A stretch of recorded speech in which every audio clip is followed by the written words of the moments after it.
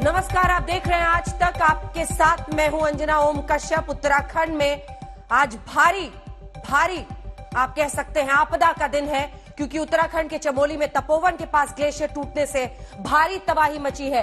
150 से ज्यादा लोगों के बहने की खबर है। 3 शव बरामद किए गए हैं और जो इस वक्त की बड़ी खबर आ रही है, श्रीनगर में नदी का बहाव सामान्य है। यानी जो आशंका जाहिर की जा रही थी कि उत्तराखंड के इस भारी आपदा से जो ग्लेशियर के नीचे आने से नदियों में बहाव बढ़ेगा और बाढ़ का खतरा होगा, वो कम से कम श्रीनगर में कई जगहों पर अब उस पर अपडेट ये है कि वहां पर बहाव अभी सामान्य है। श्रीनगर में नदी के बहाव का सामान्य होना ऐसे साफ संकेत है कि अभी जिस बाढ़ की आशंका जाहिर की जा रही थी वो कम हो जाती है। इससे पहले कि हम पूरी तस्वीर आपको दिखाएं, समझाएं किन परिस्थितियों में ये आपदा और ये संकट इस वक्त उत्तराखंड पर है, आइए आपको सुना देते हैं क्या कहा है डीजीपी ने। जोशीमठ तपोवन आपदा के बारे में स्पष्ट करना चाहूंगा कि ये दुर्घटना लगभग 11 पौने 11 बजे की है, जब एक अवलांच आया और उसने ऋषिगंगा पावर प्रोजेक्ट को जो है पूरी तरह से तोड़ दिया और वहां पे जो कर्मचारी काम कर रहे थे वो सब मिसिंग है ऑलमोस्ट। उसके आगे तपोवन में भी एक पावर प्रोजेक्ट था एनटीपीसी का, वो जो है उसको भी इम्पैक्ट किया है। वहां भी 150 के करीब कर्मचारी थे, किंतु वहां कुछ लोगों के टनल में होने की सूचना प्राप्त हुई है, जिसमें हमारा उत्तराखंड पुलिस की एसडीआरएफ टीमों का प्रयास जारी है उनको बचाने का। ये और बड़ी बात बताना चाहूंगा कि जो पानी और मलबा जो आगे आया नीचे डाउन स्ट्रीम में, हमने सबको अलर्ट कर दिया था, पूरे एरिया को खाली करा दिया था गंगा के किनारे, जिससे कि कोई और फर्दर उसमें डैमेज ना हो। वो पानी अब श्रीनगर में डैम है, वहां पहुंच के वो पूरा स्टेबल हो गया। उससे आगे अब कोई खतरा, किसी तरह का खतरा किसी को नहीं बचा है। ये मैं हरिद्वार, ऋषिकेश, मुनि के रेती और ब्यासी देवप्रयाग के लोगों को ये बताना चाहूंगा। और हमारे रेस्क्यू और रिलीफ के ऑपरेशन जारी हैं।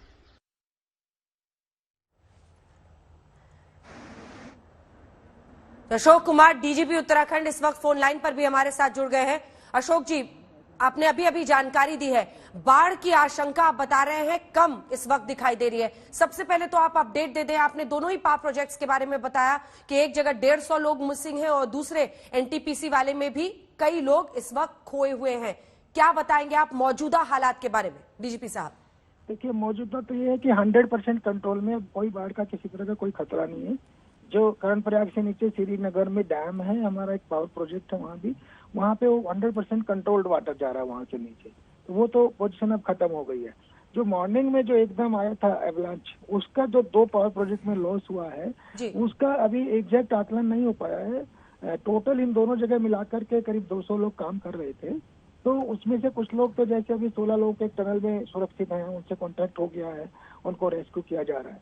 तो वो एग्जैक्ट आकलन शाम तक बताएंगे आपको। और आप ये भी बता रहे हैं कि जो बाढ़ की आशंका जाहिर की जा रही थी वो अभी फिलहाल एक तरह से अच्छी खबर है, वो नहीं होता हुआ दिख रहा है। नहीं, 100% में बोल रहा हूँ, क्योंकि वो श्रीनगर में एक हमारा डैम है, वहाँ पे वो आकर के वो उनके रेंज में आ गया, उनके पानी, डैम की कैपेसिटी होती है ना, तो सारा पानी वहाँ आ गया, तो वहाँ से नीचे तब कंट्रोल ही जाएगा। तो उससे ज्यादा होता तब प्रॉब्लम होती। अब वो खत्म, बाढ़ की आशंका 0 पे आ गई। रेस्क्यू ऑपरेशंस, राहत कार्य किन किन इलाकों से लोगों को सुरक्षित जगहों पर ले जाया जा रहा है डीजीपी साहब? देखिए, वो सुबह जब हुआ था 10:30-11 के बीच, जल्दी किसी ने फेसबुक और व्हाट्सएप पे डाल दिया था, उसका फायदा अभी में हुआ। हमने जोशीमठ से लेके नीचे पूरा पीपलकोटी, चमोली, कर्णप्रयाग, रुद्रप्रयाग, श्रीनगर, देवप्रयाग, ऋषिकेश, हरिद्वार, सब जगह अलर्ट कर दिया। राफ्टिंग सब जगह बंद कर दी थी, पूरा गंगा बेसिन खाली करा दिया था, तो वहाँ कोई डैमेज नहीं हुआ। जो शुरू में जो हुआ 2 जगह जो मैंने कहा, दोनों पावर प्रोजेक्ट के पास, वहाँ पे हमारे टीमें पहुंच गई थी, जोशीमठ की पुलिस टीम और हमारे उत्तराखंड पुलिस की एसडीआरएफ टीमें, बाद में आईटीबीपी भी आ गई है, अब एनडीआरएफ भी पहुंच रही है, तो वो वहाँ पे बचाव और राहत कार्य जारी है। बहुत बहुत धन्यवाद आपका अशोक कुमार जी, पूरी जानकारी देने के लिए। बचाव और राहत का कार्य जारी है। इस बीच बड़ी बात वो बताते हुए कि पानी को कंट्रोल किया जा रहा है कि कितना आगे बहेगा, तो कम से कम जो बाढ़ की आशंका जाहिर की जा रही थी उस पर उनका दावा है कि 100% नियंत्रण है इस वक्त। लेकिन ये तस्वीरें अपने आप में किसी को भी परेशान कर देने वाली। लेकिन आपको ये भी बता दें कि निचले इलाकों में भी अब वैसा खतरा नहीं है जैसा डीजीपी जानकारी दे रहे थे। और अब एक खास मेहमान हमारे साथ आज तक पर इस वक्त जुड़ रहे हैं, अनिल बलूनी साहब, जो कि सांसद है भारतीय जनता पार्टी के, नेशनल हेड है मीडिया डिपार्टमेंट के और चीफ नेशनल स्पोक्स पर्सन भी हैं। और बलूनी साहब, आप इसी राज्य से आते हैं। सबसे पहले तो आपके जरिए ये समझना चाहेंगे कि किन परिस्थितियों में ये आपदा, ये संकट इस वक्त उत्तराखंड पर आया है और मौजूदा हालात के बारे में आप क्या बताएंगे? बलूनी जी। देखिए अंजना जी, आप लोगों ने केदारनाथ का हादसा जब हुआ, लगता है कि जैसे वही दृश्य फिर से आंखों के सामने आ गया। और इस बार ये पहले केदार घाटी में होता है, इस बार बद्रीनाथ की घाटी में हुआ है। और बताया जा रहा है कि एक एवलांच था, एक ग्लेशियर टूटा और उसके बाद ओवरफ्लड हुआ और फिर उसके बाद वहाँ जो डैम पे काम चल रहा था वहाँ वो तबाही मचाता हुआ नीचे आया। आप देखिए कि जब अगर आप जोशीमठ से ऊपर की तरफ जाएंगे तो बड़ी संकरी घाटी आती है और उसमें जब पानी आया तो वो बहुत तीव्र वेग के साथ आया और उसने जो डैम पे काम चल रहा था वो सारा उड़ाता हुआ चला गया। लेकिन जिस तरह से अभी उत्तराखंड के डीजीपी आपके यहाँ कह रहे थे, जिस तरीके से पानी नीचे आ रहा है और घाटी जो है वह चौड़ी होती जा रही है और पानी थोड़ा समतल होता जा रहा है, तो एक सुखद समाचार इस तरीके से अभी तक लग रहा है कि आगे जो इसकी तीव्रता थी, जो वेग था, वह भी कम हो रहा है और जो इसकी जो प्रलयंकारी जिस तरीके से लग रहा था, अब उसमें थोड़ा लगता है कि कंट्रोल है। हम भगवान से यही प्रार्थना करते हैं कि इससे कम मानव जीवन की हानि हो। आगे जो नीचे घाट हैं उन सबको खाली करा दिया गया है। जो निचले स्तर पे लोग रहते हैं उनको ऊपर जाने के लिए कहा गया है। लगातार राज्य प्रशासन और जितने हमारे जिले पड़ते हैं उन सबका प्रशासन लग के कार्य कर रहा है। भारत सरकार ने बहुत तीव्रता के साथ इसके साथ कार्य किया है। स्वयं मेरी केंद्रीय गृह मंत्री जी से इस विषय पर लंबी बातचीत भी हुई है। उन्होंने तुरंत एनडीआरएफ, भारतीय वायुसेना को भी तैयार रहने के लिए कहा। आईटीबीपी के जवान वहाँ लगातार हमारे काम कर रहे हैं। तो पूरी तरीके से भारत सरकार और राज्य सरकार मिलकर इस रेस्क्यू ऑपरेशन को चला रही है। माननीय प्रधानमंत्री जी अभी आप जानती है आसाम में है और आसाम में उन्होंने पूरा समीक्षा की है इस पूरे उसकी और मुख्यमंत्री जी से भी बात की है। तमाम भारत सरकार के और राज्य सरकार के अधिकारियों के भी संपर्क में। हम परमात्मा से यही प्रार्थना करते हैं कि मानव जीवन की हानि कम से कम हो और आगे जिस तरह से लग रहा है कि पानी का वेग कम हो रहा है तो ये कम हानिकारक होगा, कम प्रलयंकारी होगा। यही हमारी परमात्मा से इस पर प्रार्थना है। बलूनी साहब, ये घटना सुनते ही हर किसी के मन में पिछली बार जो कुछ केदारनाथ में हुआ था वो यादें आई और हर कोई सिहर उठा और यही अनुभव आपका भी रहा होगा। आप भी इसी राज्य से हैं। हर कोई ये सोचकर डर गया था, कांप गया था कि वैसी तबाही ना फिर से देखनी पड़े। जी नहीं, देखिए अंजना जी, अभी जिस तरह के समाचार आ रहे हैं हम लगातार जैसे जैसे पानी चल रहा है नीचे की ओर, हम लगातार अपने जो हमारे कस्बे पड़ते हैं, हमारे कार्यकर्ता हैं, भारतीय जनता पार्टी के कार्यकर्ता हैं, वो सब रेस्क्यू कार्य में लग गए हैं। उन सबसे हमारी बातचीत हो रही है। कर्णप्रयाग, रुद्रप्रयाग में जिस तरह के समाचार आ रहे हैं कि पानी काफी अब संभला हुआ है और जो पानी का वेग है वह कम हुआ है, तो ऐसा अब लगता है कि ये सब चीजें भगवान ने चाहा तो सुगंध रहेगी और लास्ट में जो कम से कम हानि होगी, जो ऊपर ऋषिगंगा में जो तबाही हुई है वह जरूर है। उसका आकलन भी किया जा रहा है। हमारे एसडीआरएफ, एनडीआरएफ के लोग वहाँ सब कार्य कर रहे हैं, आईटीबीपी के लोग काम कर रहे हैं। जल्दी उसका भी आकलन करेंगे कितना नुकसान हुआ है, लेकिन आगे नीचे की ओर कम से कम तबाही हो, यही प्रार्थना प्रभु से है। दोनों पार प्रोजेक्ट के बारे में बलूनी साहब आपसे जानना चाहेंगे। ऋषिगंगा पार प्रोजेक्ट, सबसे ज्यादा तबाही वहीं पर मची है, क्या कुछ हुआ था? और एनटीपीसी वर्कर्स काम भी कर रहे थे। कुल कितने लोग इस वक्त मिसिंग है? बताया जा रहा है एक सुरंग में 15 से 16 लोगों को निकाला भी जा रहा है, बचाया जा रहा है इस वक्त भी जब हम बात कर रहे हैं। देखिए अंजना जी, अभी ये सब वहाँ बचाव कार्य चल रहा है और निश्चित तौर पे दोनों पावर प्रोजेक्ट पे काम चल रहा था, तो मजदूर और वहाँ पर जो काम करने वाले लोग वो प्रोजेक्ट पे थे, तो कुछ लोग वहाँ जरूर इसमें फंसे हैं। और मेरा यह मानना है कि ऐसी परिस्थिति में हम लोग आकलन ना करें, एक बार वहाँ पर हमारी जो एजेंसीज हैं जो काम कर रही है वह पता कर ले कितनी मानव हानि हुई है। कुछ लोग वहाँ फंसे, ये जानकारी हमारे पास भी है, कार्यकर्ता के माध्यम से भी, जो वहाँ ग्रामीण है उनके माध्यम से भी आई है, लेकिन नंबर्स में हम लोग अभी कोई आकलन ना करें। मुझे लगता है कि प्रभु करे तो कम से कम हानि हो और लोगों की जान बच सके, यही हमारी प्रार्थना है। ऐसे वक्त पर सबसे बड़ा इम्तिहान सरकारों और प्रशासन का होता है। प्रधानमंत्री, गृह मंत्रालय, मुख्यमंत्री और स्थानीय प्रशासन, चारों स्तर पर किस तरह की सक्रियता इस वक्त हो रही है, इस बारे में क्या जानकारी आप दे सकते हैं? देखिए, मैं आपको बताना चाहता हूँ कि प्रधानमंत्री जी कार्यक्रम में थे और कार्यक्रम के दौरान ही उनको सूचना दी गई है इसकी। उन्होंने तुरंत वहीं से सब लोगों को कोऑर्डिनेट किया, सबसे बातचीत की, माननीय मुख्यमंत्री जी से भी बात की, गृह मंत्रालय के लोगों से भी बात की, गृह मंत्री जी स्वयं अभी दौरे पर है, वह भी जैसे ही लैंड किए उनको भी सूचना हुई और उन्होंने सारी एजेंसीज को एक्टिवेट किया। केंद्रीय गृह राज्य मंत्री नित्यानंद राय जी को यहाँ कंट्रोल रूम में, वो अपने जो आपदा का कंट्रोल रूम है उसमें वो चले गए थे और पूरी ताकत के साथ जितना अच्छा कार्य इस दौरान हो सकता है, मानव जीवन को बचाने के लिए जितना ज्यादा काम हो सकता है, सारी एजेंसीज मिलकर कर रही हैं।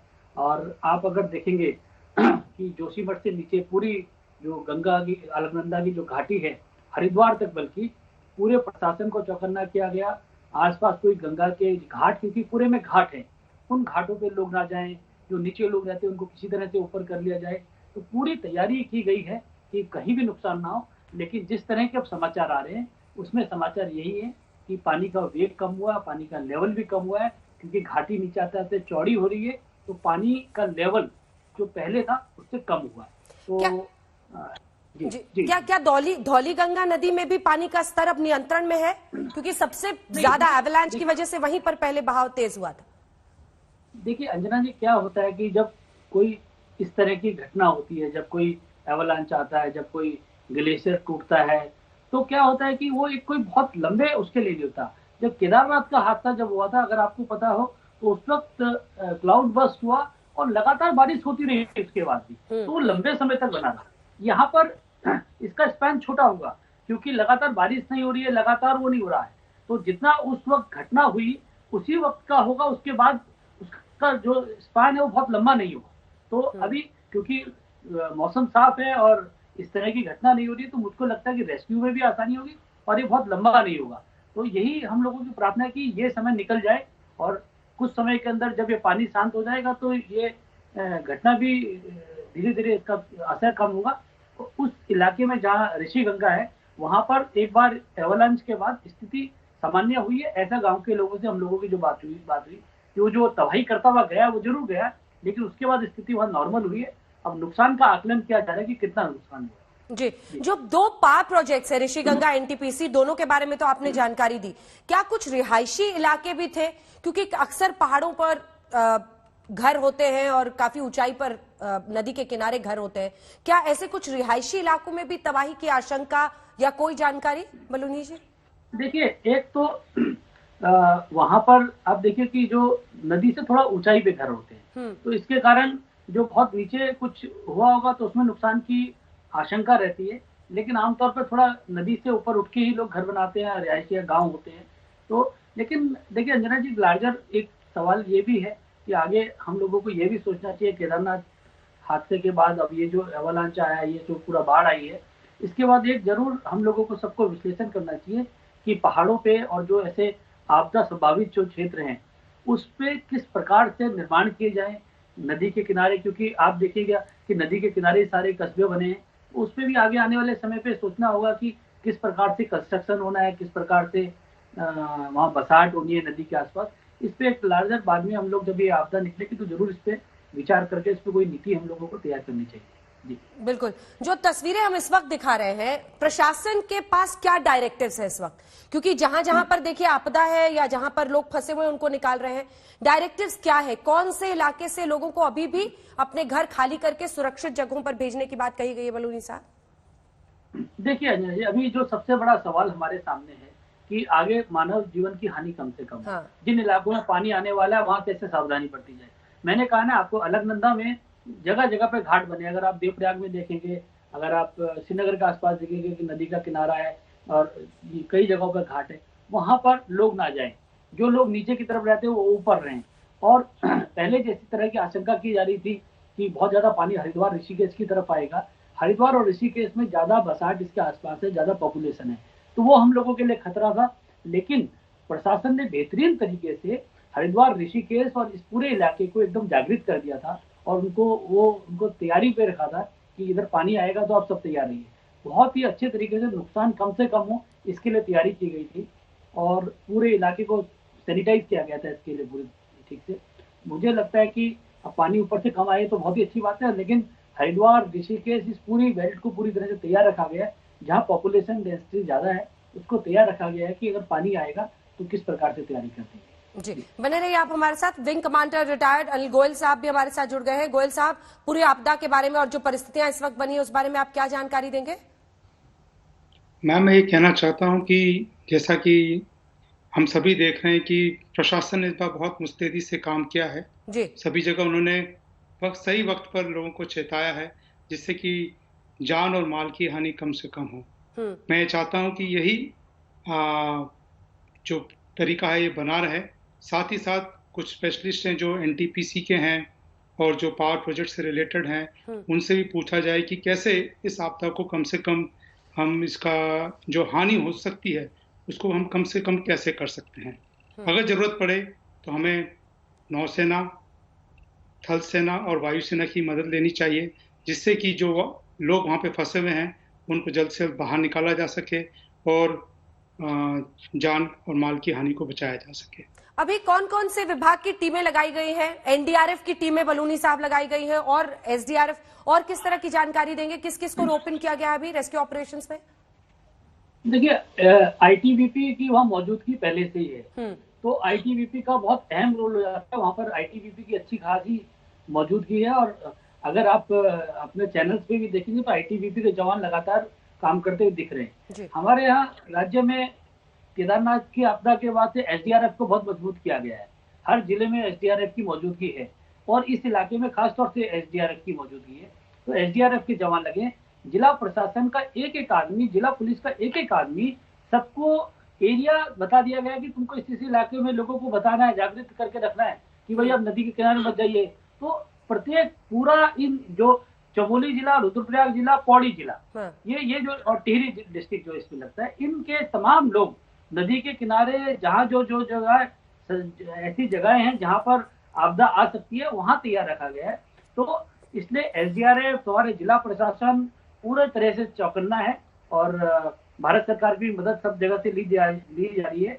अंजना जी, एक मोबाइल की क्रांति के बाद एक और बहुत बड़ा लाभ हुआ है कि जिस प्रकार से सब हुआ और शुरू से ही ये एकदम सोशल मीडिया में इसके वीडियो और फुटेज आने लग गए और चर्चा होने लग गई, उस कारण भी जन जागरण बहुत तेजी के साथ हुआ है। उसका लाभ भी आज हमको बहुत मिला है और आज लगता है कि आमतौर पर सोशल मीडिया का तो नकारात्मक यूज होता है, लेकिन आज बहुत सकारात्मक उपयोग हो रहा है और लोगों की जान बच रही है इसके कारण। तो ये भी एक बहुत हमको आज लगा है कि सोशल मीडिया का इसमें हमको लोगों को जन जागरण में लाभ हुआ। जी, बलूनी जी, इस वक्त एक खबर आ रही है, दर्शकों को अपने बता दें जरा। देखिए, सोशल मीडिया का रोल इसलिए महत्वपूर्ण हो गया क्योंकि कई वीडियोस, कई लोगों ने वहां पर जानकारी डालनी शुरू की और लोग खुद ही बचाव की मुद्रा में आ गए। हम आपको बता दें कि इस वक्त जो खबर आ रही है, गाजियाबाद से एनडीआरएफ की 2 टीमें मौके के लिए रवाना कर दी गई हैं।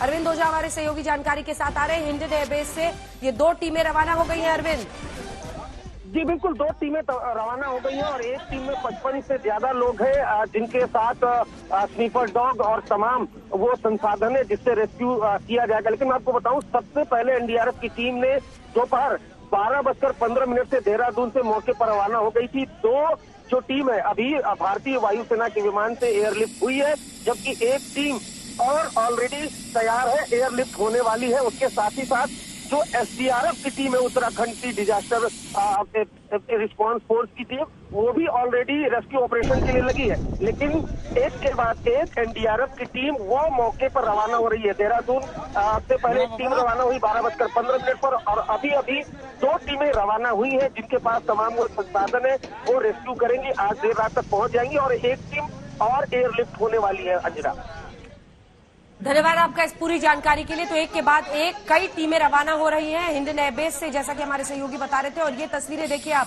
जो हम आपको दिखा रहे हैं, रेस्क्यू ऑपरेशंस इस वक्त फुल गियर में है और कोशिश यही है कि अगर कोई भी कहीं पर भी फंसा हुआ हो तो उसे हर मुमकिन मदद, सहायता पहुंचाई जाए। देखिए, हिमस्खलन यानी एवलांच एक ऐसी घटना चमोली में ये हुई है और वहां पर ग्लेशियर के फटने से जिस तरह की परिस्थितियां पैदा हुई हैं आप समझ रहे होंगे। ये पूरा इलाका, जिसमें ये 3 तस्वीरें पूरी कहानी बताएंगे। सबसे पहले आप हिमस्खलन की खुद की तस्वीरें देख रहे हैं। 150 लोगों के बहने की भी आशंका जाहिर की जा रही है। अभी थोड़ा सा इंतजार करना होगा और आईटीबीपी की टीमें जो कि आईटीबीपी पहले से वहां तैनात रहती है, उसकी टीमें वहां पर पहुंच चुकी है और वो रेस्क्यू ऑपरेशंस कर रहे हैं। इस एवेलांच के जरिए कई जगहों पर सड़कें जाम हो जाती हैं, ब्लॉक हो जाती हैं और कई रिहायशी इलाकों तक उसका गिरना मलबे का, उन सबको हटाना। अगर कोई कहीं पर फंसा हुआ है तो माइक्रो लेवल पर ये टीमें अलग अलग जगहों पर मौजूद रहकर रेस्क्यू ऑपरेशंस करेंगी। ये पूरा इलाका बलूनी साहब, देखिए अगर हम पूरी जानकारी इसकी अपने दर्शकों को दें तो एक डिजास्टर मैनेजमेंट अपने आप में एक बहुत ही सिनर्जी के साथ काम करने वाली चीज होती है। अलग अलग इलाके होते हैं और पहाड़ों पर खास तौर पर जब इस तरह की परिस्थिति बनती है तो बहुत बड़ी चुनौती होती है। बलूनी जी देखिए अंजना जी देखिए, जैसे आप खासतौर से जो समुद्र का किनारा होता है वहां पर अक्सर तूफान आते हैं, लेकिन जो पहाड़ की में जब आपदा आती है तो उसमें वहां पर पहुंचना बहुत ज्यादा मुश्किल होता है। आपको ध्यान होगा जब केदारनाथ में आपदा आई थी तो केदारनाथ में जाना और वहां रिलीफ ऑपरेशन करना बहुत ही मुश्किल काम था। इसी प्रकार से आज तो कम से कम मौसम साफ है, इस कारण वहां पर रेस्क्यू ऑपरेशन करना थोड़ा आसान है। आप देखिए कि जोशीमठ से आगे जाना और अगर चॉपर नहीं जा सकता हो तो बाय रोड जाना कितना मुश्किल है, यह एक कल्पना नहीं की जा सकती है। तो पहाड़ में ऐसे दुर्गम क्षेत्रों में रेस्क्यू ऑपरेशन करना वाकई बहुत ही दुष्कर कार्य है और ऐसे में वहां पर हमारा जो पूरा प्रशासन है वो जिस प्रकार से कार्य कर रहा है वो बहुत बेहतरीन तरीके से कर रहा है। अब वहां पर जहां पर डैम्स में नुकसान हुआ वहां सारी टीम्स पहुंच गई है, रेस्क्यू ऑपरेशन शुरू हो गया है। कितने मानव जीवन की हानि हुई है वो पता किया जा रहा है। बाकी जो आर्थिक नुकसान होगा वो तो सब बाद में देखेंगे, लेकिन कितने लोगों का जीवन गया है यह उसमें देखा जा रहा है।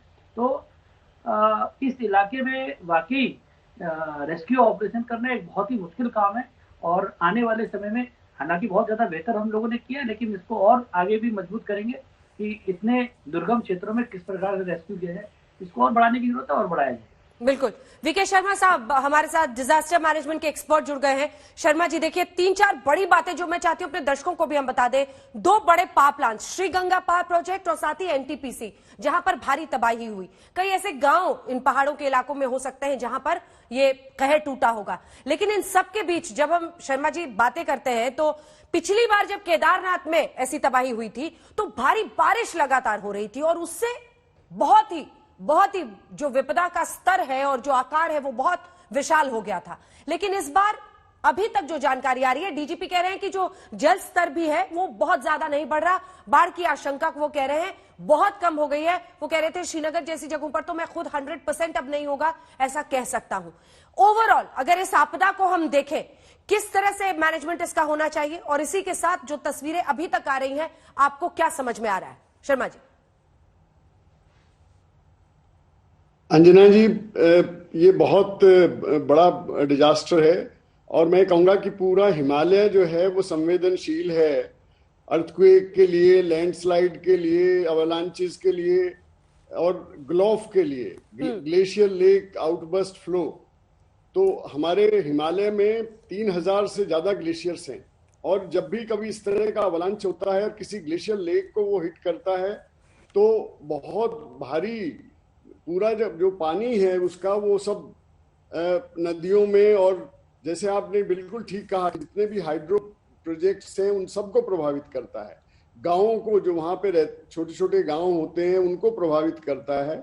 और इसी प्रकार से इस बार भी हुआ है कि ये जो अवलांच है वो इतना बड़ा था कि उसने पूरे जो ग्लेशियर था। एक सेकंड आपको टोक रही हूँ सर, बड़ी खबर इस वक्त आ रही है, अपने दर्शकों को बता दें। उत्तराखंड आपदा को लेकर अभी की बड़ी खबर यह है कि टनल से लोगों को निकालने का काम जारी है। आपको बता दें जो लोग सुरंग में फंसे हुए थे उनको निकाला जा रहा है, टनल को साफ कराया जा रहा है। 10 से 15 लोगों के फंसे होने की आशंका है और इस वक्त आईटीबीपी की टीमें वहां पर लगी हुई हैं जो लगातार उनको निकालने की कोशिश कर रहे हैं, क्योंकि देखिए जो परिस्थितियां बन गई हैं इन पावर प्रोजेक्ट्स के आसपास और वहीं पर जबरदस्त मलबा और तेज बहाव की वजह से, ये देखिए हम आपको एक्सक्लूसिव तस्वीरें वहां की दिखा रहे हैं।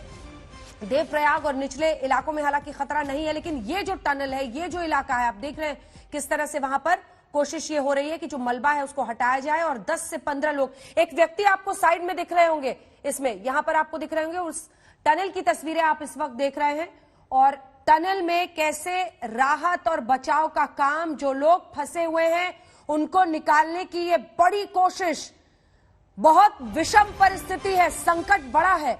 मंजीत नेगी हमारे सहयोगी हमारे साथ जुड़ रहे हैं। मंजीत, 10 से 12 लोग फंसे हुए हैं सुरंग में, उनको निकालने की कोशिशें लगातार हो रही हैं, क्या अपडेट है मंजीत? अंजना, जिस तरह से तस्वीरों में दिख रहा है, बहुत ज्यादा मलबा, काफी बड़ी संख्या में, काफी भारी मात्रा में जो मलबा दिख रहा है टनल के अंदर भरा हुआ नजर आ रहा है। और क्योंकि पहला जब ग्लेशियर टूटने के जो पहला इम्पैक्ट हुआ था वो इसी एरिया को, जो एनटीपीसी का प्रोजेक्ट है और जो टनल है उसको हुआ था, इसकी वजह से भारी मात्रा में पूरा मलबा भरा हुआ है। इसकी वजह से दिक्कतें आ रही हैं। पिछले 5 से 6 घंटे से जो शुरुआती टीम वहां पर पहुंची थी आईटीबीपी और एसडीआरएफ की, वो लोग जूझ रहे हैं। और अभी भी उम्मीद की जा रही है कि उसके अंदर जो 12 से 15 लोग हैं जो रोस्टर के मुताबिक वहां पर टनल में अंदर की तरफ काम कर रहे थे, उनको निकालने की कोशिशें चल रही हैं। हालांकि अभी जो जानकारी मिल पा रही है उसके मुताबिक जो मलबा है उसको हटाने की कोशिश की जा रही है। अंदर अंधेरा है, सारा सिस्टम वहां का डाउन हो चुका है, उसकी वजह से दिक्कतें आ रही हैं। अभी क्योंकि दिल्ली से एनडीआरएफ की और टीम आधुनिक उपकरण के साथ पहुंची है, उम्मीद की जा रही है कि उजाले अंधेरा होने से पहले वो वहां पर पहुंचेंगी और कुछ आधुनिक मशीनों की मदद से कोशिश की जाएगी कि जो टनल के अंदर लोग फंसे हैं उनको बचाया जा सके। जी, क्या मलबा बहुत ज्यादा उन जगहों पर इकट्ठा हो गया है? क्योंकि क्रेन की भी तस्वीरें हम बाहर से देख रहे हैं, क्या क्रेन के जरिए हटाया जा रहा है? कोशिशें सभी तरह से की जा रही हैं, क्योंकि शुरुआत में आईटीबीपी, एसडीआरएफ और कुछ एनडीआरएफ की टीमें, सेना की टुकड़ियां भी पहुंची हैं। ये जो तस्वीरें हम दिखा रहे हैं ये सेना की तरफ से दी गई हैं। सेना जोशीमठ और उसके आसपास जो सेना के लोग हैं वो पहुंचे हैं और कोशिश की जा रही है कि मलबा हटाकर अंदर, क्योंकि ये नीचे जमीन के अंदर टनल है और अंदर वहां पर काफी शुरुआती जब वहां पर बादल फटने की वजह से, जो ग्लेशियर टूटने की वजह से मलबा आया, वो पूरी तरह से टनल को ढक दिया है। और जैसी की जानकारी थी आज की रोस्टर के मुताबिक कम से कम 120 लोग आज वहां पर ड्यूटी पर थे, जिसमें से ज्यादातर लोग पहले ही बहाव में सीधे वहां से बह गए हैं। कुल अब तक 150 के आसपास लोग जो एनटीपीसी के इस विष्णुघाट प्रोजेक्ट से जुड़े हुए थे वो, और उसके आसपास 2 खासतौर से अंजना गांव, जो कि पहला रेनी गांव और उसके अलावा लाटा, जो 2 गांव के आसपास के लोग थे वो सीधे तौर पर प्रभावित हुए हैं। लेकिन अभी बाकी लोग जो पहले ही बह चुके हैं उनको छोड़ने, उनके अलावा अब जो लोग कम से कम यहाँ पर 15 से 20 लोगों की बात की जा रही, कर्मचारी हैं सारे, उनको बचाने की कोशिशें इस वक्त चल रही हैं। बिल्कुल, आप बने रहिए। एक बार जरा अपने दर्शकों को बता दें, क्योंकि अभी विषम परिस्थिति मंजीत उन लोगों के लिए बनी हुई होगी जो इस टनल में फंसे हुए हैं। ये तस्वीर एक्सक्लूसिव जो आज तक पर हम आपको दिखा रहे हैं, हमारे सहयोगी ने ये तस्वीर जो सेना के लोग वहां पर मौजूद हैं उन्होंने दिखाई है, और वही तस्वीर के जरिए हम आपको दिखा रहे हैं। इसमें राहत कार्य भी, एक व्यक्ति साइड से आगे बढ़ता हुआ दिखाई दे रहा है, दूसरी तरफ आप देखेंगे क्रेन्स का इस्तेमाल किया जा रहा है। आज का दिन इतना बड़ा आपदा और संकट का दिन मंजीत उन लोगों के लिए जो इन दोनों पावर प्रोजेक्ट्स में काम कर रहे थे। ये जो तस्वीरें हैं, ये जो टनल है, क्या इसके बारे में और कुछ जानकारी अभी तक मिल पाई है? कितना लंबा है? क्या रेगुलरली वहां पर काम करते थे, उस वक्त भी काम कर रहे थे, और कैसे अब उनको रेस्क्यू करने के लिए जो अलग अलग टीमें काम कर रही हैं, क्या कुछ कर रही हैं? कुछ जानकारी और मंजीत? देखिए, काफी बड़ा प्रोजेक्ट था अंजना, ये एनटीपीसी का, 2003-4 से इस पर काम चल रहा था। 500 मेगावाट से ज्यादा बड़ा प्रोजेक्ट है। और जब आज सुबह करीब 10 बजे के आसपास धौलीगंगा से जब ये ग्लेशियर टूटने के बाद पहला जब बहाव आया, उसने रेनी गांव के आसपास और यहाँ पर तपोवन में जो सबसे ज्यादा प्रभाव डाला वो इसी प्रोजेक्ट पर डाला। और हालांकि आप देखें कि जिस तरह का कंस्ट्रक्शन होता है इस तरह के हाइड्रो प्रोजेक्ट में, पहाड़ के इलाकों में काफी मजबूत होता है। आरसीसी और तमाम आधुनिक तकनीक का उसमें इस्तेमाल होता है। और अगर टनल की बात करें तो अभी क्योंकि पर्यावरण के हिसाब से अंडरग्राउंड पहाड़ों के अंदर टनल बनाई गई हैं, जिसके अंदर बिजली का उत्पादन होता है, बड़ी बड़ी मशीनें होती हैं, इस तरह का ये यहाँ पर कंस्ट्रक्शन है। और इसीलिए जो सबसे ज्यादा प्रभाव रहा जब ग्लेशियर टूटने के बाद, वो इसी तपोवन प्रोजेक्ट पर, इस टनल पर और इसके आसपास जितना भी बिजली बनाने को लेकर जो कंस्ट्रक्शन था एनटीपीसी का, उस पर हुआ। और काफी बड़ी संख्या, इस बात से अंदाजा लगाइए कि अगर वहां पर 120 लोग रोस्टर के हिसाब से काम कर रहे थे तो बहुत बड़ा वो प्रोजेक्ट है। और वहां पर बिजली का उत्पादन इस वक्त हो रहा है और उसकी वजह से, और अभी क्योंकि जो टनल के अंदर जो मशीनें लगी हैं जहाँ बिजली बन रही है, वहां पर भी लोग काम कर रहे थे। और पर्यावरण के हिसाब से, आपदा के हिसाब से काफी तैयारियां होती हैं कि बड़े से बड़ा अगर भूकंप आए या इस तरह की आपदा कोई आती, ग्लेशियर टूटता है, उसके लिए तैयारियां होती हैं। उसके बावजूद पूरा प्रोजेक्ट को वहां पर ये बहाकर ले गया है। तो इससे समझा जा सकता है कि कितना बड़ा कितना बड़ा तेज बहाव था, कितना बड़ा ग्लेशियर ये टूट कर आया। आपको याद होगा 2013 में जब केदारनाथ में आपदा आई थी, कितने ज्यादा लोग प्रभावित हुए थे, पूरी केदार घाटी एक तरह से वॉश आउट हो गई थी। तो कुछ उस तरह का ही नजारा हम कह सकते हैं कि आज सुबह यहाँ पर था, जब ग्लेशियर टूटने के बाद पूरा जो उसका प्रभाव था वो इस तपोवन प्रोजेक्ट पर पड़ा। धन्यवाद आपका। मंजीत नेगी हमारे सहयोगी जानकारी दे रहे थे। एक्सक्लूसिव तस्वीरें आप उस टनल की देख रहे हैं। इसी सुरंग में बताया जा रहा है कई लोग फंसे हुए हैं, 12 से 15, उनको निकालने की कोशिशें हो रही हैं, तमाम टीमें जुटी हुई हैं। शर्मा जी अपनी बात पूरी कीजिए। और वो भारी मुश्किलें आती हैं अगर पहाड़ पर इस तरह की आपदा हो, तो हर जगह पर पहुंचने की चुनौती, मलबा बहुत ज्यादा इकट्ठा हो जाने की वजह से। और एक बार पूरा डिजास्टर आपके जरिए समझेंगे, क्योंकि ये ग्लेशियर, क्या ये ग्लेशियर अचानक टूटा, किन वजहों से? ये महीना फरवरी के शुरुआती महीना है। क्या परिस्थितियां आपको दिखती हैं जिसकी वजह से ये हमने देखा है एवलांच, जिसे हम हिमस्खलन कहते हैं? देखिए, इसके बहुत सारे कारण हो सकते हैं और अभी जो मुझे लगता है, चूंकि अभी तो इतनी बर्फबारी भी नहीं हो रही है कि अवलांच को हम लोग अपेक्षा करते, लेकिन अगर कोई छोटी सी भी लैंडस्लाइड है तो वो भी जो है पूरे ग्लेशियर लेक को जो है अफेक्ट कर सकती है।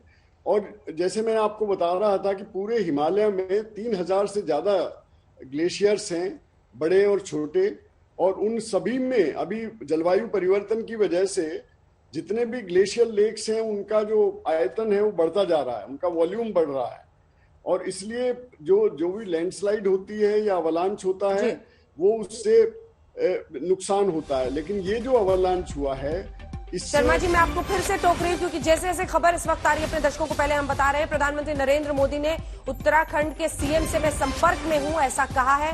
याद रखिए वो असम के दौरे पर हैं, और वहीं पर प्रधानमंत्री ने आज संबोधन में कहा है कि उत्तराखंड का हौसला आपदा को मात देगा, लोगों की परेशानी कम करने के लिए राहत के काम हो रहे हैं, और मैं लगातार संपर्क में हूं, और क्या वहां पर राहत और बचाव का कार्य चल रहा है उस पर मेरी नजर बनी हुई है। लोगों की परेशानी कम करने के लिए जो मुमकिन कदम है वो हम इस वक्त उठा रहे हैं। उत्तराखंड के सीएम से मैं संपर्क में हूं, उत्तराखंड का हौसला आपदा को मात देगा, ये कहते हुए प्रधानमंत्री नरेंद्र मोदी, क्योंकि आज दिन ऐसा है, वो असम के दौरे पर जरूर है, लेकिन जिस तरह की आपदा आप देख रहे हैं इस वक्त चमोली उत्तराखंड में, बताया जा रहा है अब तक 5 शव बरामद हो चुके हैं, कई लोगों के मिसिंग यानी गायब होने की आशंका है। आज आइए आपको पहले सुना देते हैं प्रधानमंत्री नरेंद्र मोदी ने क्या कहा है। मां गंगा के एक छोर पर है, लेकिन जो मां गंगा का उद्गम स्थल है वो राज्य उत्तराखंड इस समय आपदा का सामना कर रहा है। एक ग्लेशियर टूटने की वजह से वहां नदी का जलस्तर बढ़ गया, नुकसान की खबरें धीरे धीरे आ रही हैं। मैं उत्तराखंड के मुख्यमंत्री श्री त्रिवेंद्र रावत जी, भारत सरकार के गृह मंत्री श्री, एनडीआरएफ के अफसर, उन सब से निरंतर संपर्क में हूं। वहां पर राहत और बचाव का कार्य पुरजोश करने का प्रयास चल रहा है। लोगों को सुरक्षित स्थानों पर ले जाया जा रहा है। मेडिकल सुविधाओं में कोई कमी न हो, इस पर जोर दिया जा रहा है। वहां 2-1 दिन पहले ही काफी बर्फबारी भी हुई थी। मौसम काफी ठंडा है। लोगों की परेशानी कम से कम करने के लिए सरकार पूरा प्रयास कर रही है। उत्तराखंड में ऐसे परिवार मुश्किल से मिलते हैं जिनका कोई न कोई सदस्य फौज में न हो, यानी वहां के लोगों का हौसला किसी भी आपदा को मात दे सकता है। उत्तराखंड के साहसी लोग के लिए मैं प्रार्थना कर रहा हूं, बंगाल प्रार्थना कर रहा है, देश प्रार्थना कर रहा है। আমার প্রিয় মা, বোন, ভাই ও বন্ধুরা,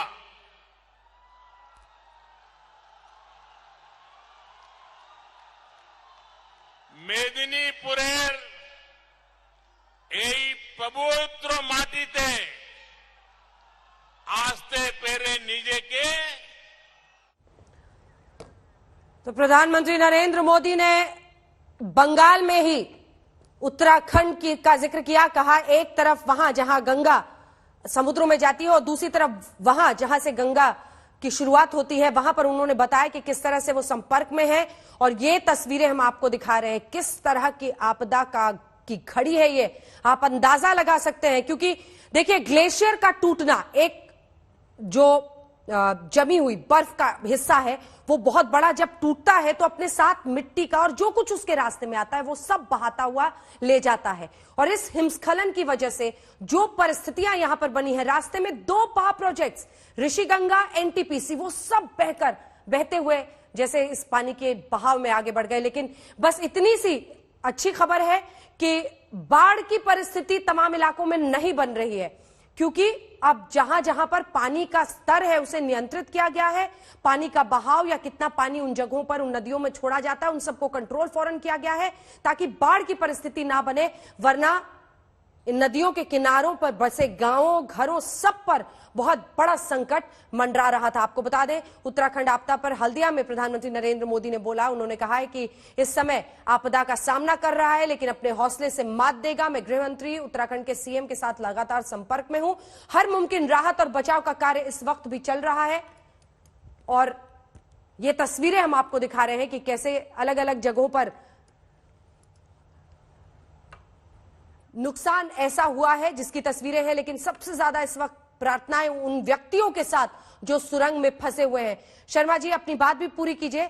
और ऐसी जगह पर अगर सुरंग में कोई फंसा हुआ, कई लोग तो जो बाहर थे, जो वर्कर्स, उन सब के बह जाने की आशंका और खबर भी आ रही है। बोलने में खुद को हिचकिचाहट होती है जब तक कंफर्म नहीं, क्योंकि ये एक वर्कर एक परिवार का हिस्सा, उनके घर की रोजी रोटी है। जो आपदा का इस वक्त स्तर दिख रहा है उसके बारे में आप क्या जानकारी देंगे, शर्मा जी? अंजना जी, आप जानती हैं कि आज भारतवर्ष में नेशनल डिजास्टर मैनेजमेंट अथॉरिटी है और माननीय प्रधानमंत्री उसके चेयरपर्सन भी हैं। और उसके नाते उन्होंने बहुत अच्छा मैसेज दिया है। ये भी मुझे कहते हुए अच्छा लग रहा है कि आज की तारीख में हमारे पास जो है NDRF है, जो नेशनल डिजास्टर रिस्पांस फोर्स, और उत्तराखंड 2013 के बाद जब वहाँ पर त्रासदी आई थी उसके बाद से उनकी पूर्व तैयारी जो है वो बहुत बढ़ी है और उनके पास अपनी स्टेट डिजास्टर मैनेजमेंट फोर्स भी है। तो इसलिए जो रेस्क्यू और सर्च एंड रेस्क्यू का जो काम है वो उसमें हमारी जो ये फोर्सेस हैं वो बहुत कॉम्पिटेंट हैं। वो किसी भी देश से के मुकाबले पे वो फ्लड में और इस तरह के सिनेरियो में एक स्पेशलाइज्ड ट्रेनिंग लिए हुए हैं और साथ साथ आर्मी का सहयोग मिलता है, जिसकी वजह से मैं समझता हूं कि सर्च एंड रेस्क्यू में कोई परेशानी नहीं आएगी।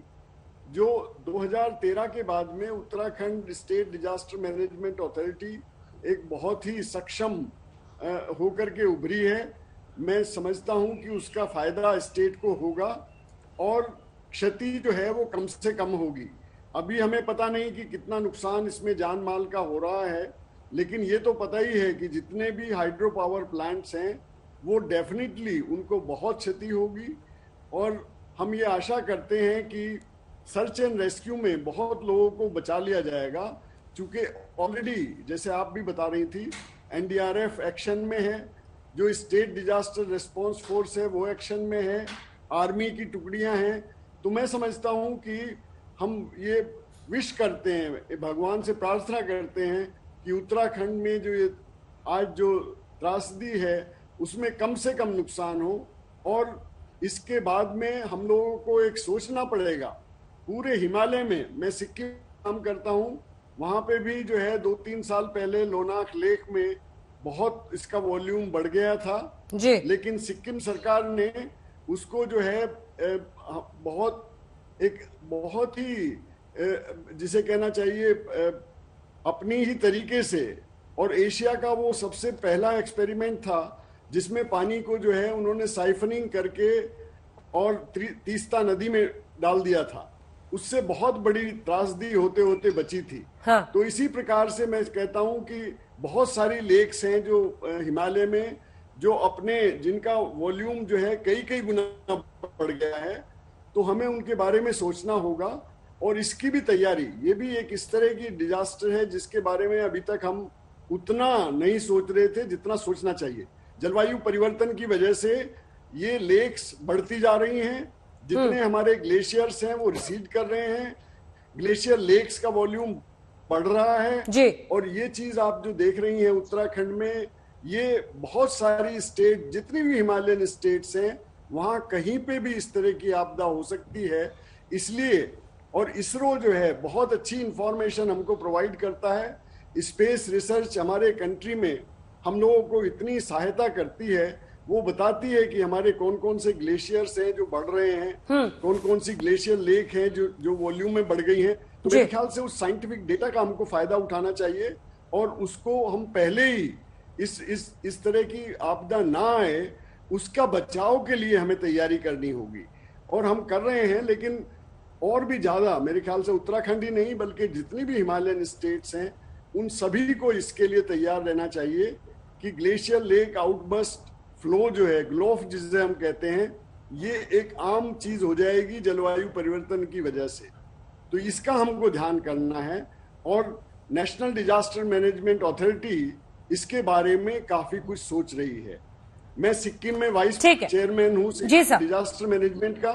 हम लोगों ने इसको प्रायोरिटी पे लिया हुआ है। बिल्कुल, और प्रायोरिटी पर देश में होना भी चाहिए। इससे पहले इसीलिए हम इसे उत्तराखंड में आपदा पार्ट 2 कह रहे हैं, क्योंकि इससे पहले जब केदारनाथ में इसी तरह से बादल फटने की वजह से और लगातार हो रही बारिश के बीच ऐसी तबाही मची थी कि आज भर रूह कांप जाती है आज भी उसको याद करके। ऐसे में जैसे ही आज इस हिमस्खलन की खबर आई, ये पूरे इलाके में हालांकि जानकारी फैली, और ये अच्छा इसलिए हुआ क्योंकि कई ऐसे इलाके जहां पर खतरा था कि नदियों में बाढ़ आ सकती है, वहां से लोग सुरक्षित जगहों पर आगे बढ़े। कई जगहों पर जहां पर पानी रोका जाना था नदियों में, वहां पर बांध में उसे रोका गया, क्योंकि ये वाला हिस्सा जो आगे इतनी तेजी से बढ़ रहा है। तस्वीरें आप देखिए, ये तस्वीरें बताती हैं कैसे 2 पावर प्रोजेक्ट्स, एक ऋषिगंगा जो ऊपर में है और वो ऋषिगंगा पावर प्रोजेक्ट सबसे ज्यादा भारी तबाही वहां पर हुई। देखिए जिन पोल्स में सब कुछ वहां पर कनेक्टेड था वो सब ढह गई हैं। तबाही की एक्सक्लूसिव तस्वीरें जो हैं आप देख रहे हैं। पहले हिमस्खलन का हिस्सा, वो जिसे अंग्रेजी में एवलांच कहा जाता है, ये देखिए किस रफ्तार से, और ये बहुत दूर के कैमरे से है तो आपको तो लग रहा है पास जाकर इसका बहाव बहुत ज्यादा उस वक्त था, बहुत तेज रफ्तार से ये आप देख रहे हैं आगे बहते हुए। अच्छा, दूसरा जो था रैनी गांव के पास एनटीपीसी पावर प्रोजेक्ट, वो भी प्रभावित हुआ है। बताया जा रहा है टनल में 12 से 15 लोग अभी भी फंसे हुए हैं, उनको बचाने की कोशिशें हो रही हैं।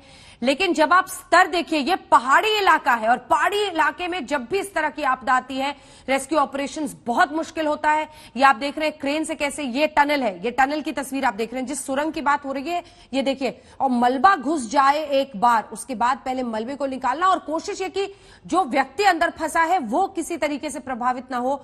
टनल के धंसने की आशंका और डर के बीच में रेस्क्यू ऑपरेशंस, राहत कार्य बहुत बड़ी चुनौती होते हैं पहाड़ी इलाकों में, और ये सब कुछ इस वक्त किया जा रहा है। आईटीबीपी, सेना की टुकड़ियां, एनडीआरएफ की टीमें, एसडीआरएफ की टीमें सब वहां पर लगातार लगे हुए हैं और जूझ रहे हैं। इस वक्त हिंडन एयरबेस से भी कई टीमें रवाना कर दी गई हैं और ये पूरी तस्वीरें जब आप देखेंगे तो आप समझ जाएंगे। ये तस्वीरें हम जैन साहब दिखा रहे हैं एक बार, ये देखिए, ये पूरा अनिल गोयल साहब, ये तस्वीरें हम दिखा रहे हैं कि कैसे वो एक बार हिमस्खलन हुआ और उसके बाद से ये देखिए तेज बहाव के साथ, और बहुत दूर के शॉट्स हैं ये, फिर भी वो जैसे एक जबरदस्त तेजी बहाव में आती है, पूरा का पूरा इलाका जैसे आगे की तरफ बढ़ रहा हो। इस तरह के हिमस्खलन में जो कुछ उसके रास्ते में आता है उस सबको साथ लेता हुआ आगे बढ़ जाता है और फिर जब वो उसकी रफ्तार थोड़ी धीमी होती है, मलबा हर जगहों पर छोड़ता हुआ भारी तबाही, ये पूरा प्रोसेस अगर आप समझाएं, अगर आपने इस तरह का कुछ फेस किया है और जो मुश्किलें आती हैं सेना के लिए ऐसी जगहों पर राहत कार्य करने में। गोयल साहब। अंजना जी, सबसे बड़ी मुश्किल इस समय जो आती है कि हमें कुछ हैवी स्पेशलिस्ट इक्विपमेंट्स की जरूरत पड़ती है बचाव कार्य करने के लिए।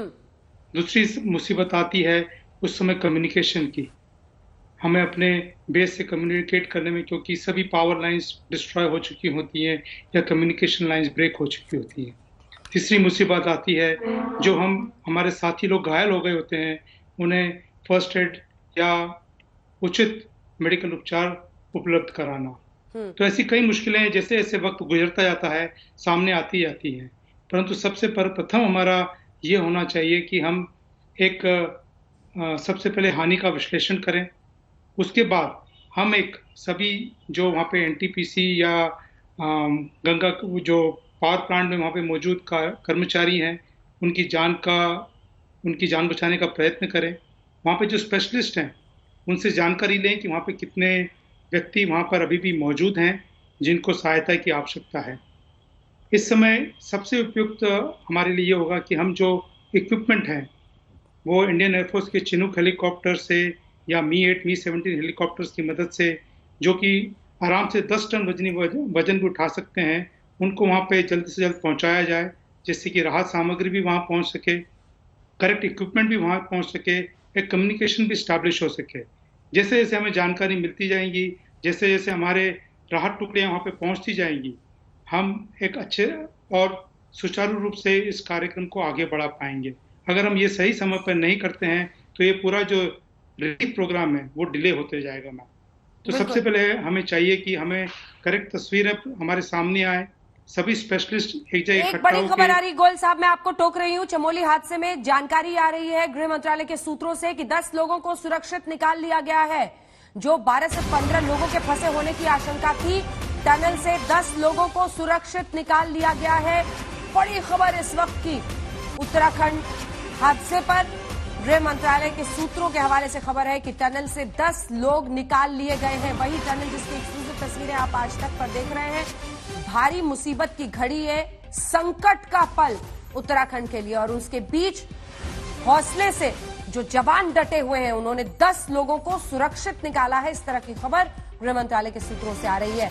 इस पर जानकारी हम आपको और भी देंगे, लेकिन पहले बताया गया था कि 15 तक लोग इसमें फंसे हो सकते हैं, लेकिन 10 लोग सुरक्षित निकाल लिए गए। जितेंद्र बहादुर सिंह हमारे सहयोगी इसी खबर पर जुड़ रहे हैं। जितेंद्र, 10 लोगों को सुरक्षित निकाल लिया गया है। जितेंद्र, बिल्कुल अंजना, काफी देर से इस टनल में ऑपरेशन चल रहा था, जहां पर आईटीबीपी के जवान तो मौजूद ही थे इस पूरे ऑपरेशन में, वहीं दूसरी तरफ एसडीआरएफ के भी जवान मौजूद थे।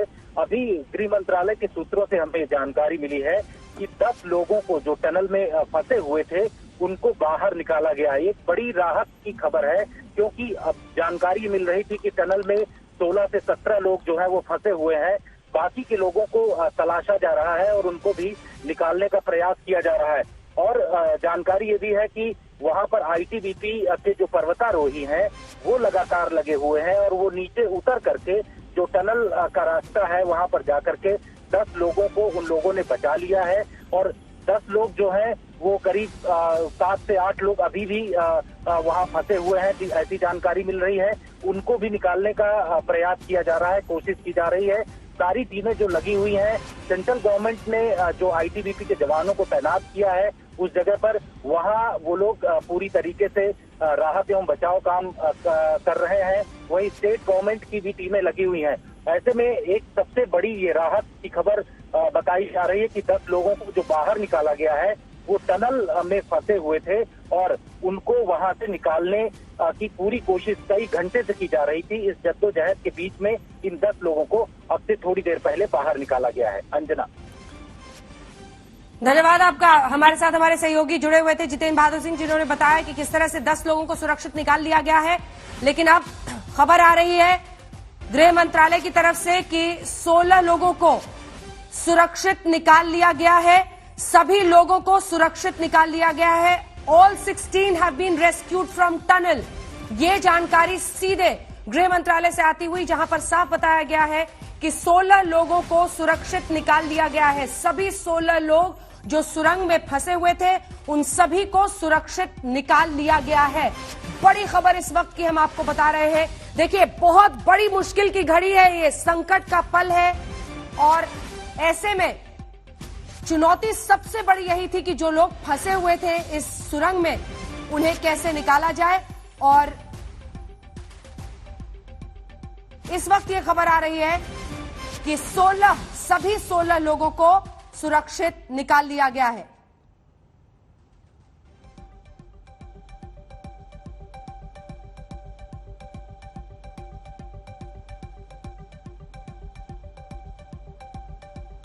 तो ये तस्वीरें हम आपको दिखा रहे हैं। देखिए, क्रेन के जरिए ये टनल, ये सुरंग, और ऐसी सुरंग में बहुत ज्यादा मलबा इकट्ठा हो जाना, ऐसे में 16 लोग अंदर फंसे हुए थे। आशंका ये भी होती है, जिस तरह का मलबा, जिस तरह के पानी का बहाव, जिस तरह की तबाही इन दोनों ही पावर प्रोजेक्ट्स में मची थी, उसके मद्देनजर सुरंग में फंसे लोगों के लिए एक एक कदम आगे निकालना, आगे बढ़ना भी मुश्किल होता है। तस्वीरें धीरे धीरे आएंगी। सेना की तरफ से ये तस्वीरें दी गई थी जो हमने आपको दिखाई है। भारी तबाही के बीच इन लोगों को अब निकाल लिया गया है। एमएचए के हवाले से जानकारी आ रही है कि टनल से सभी 16 लोग निकाल लिए गए हैं।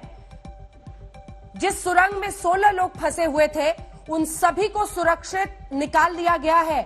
आईटीबीपी, एनडीआरएफ, एसडीआरएफ सभी टीमें लगातार लगी हुई थी।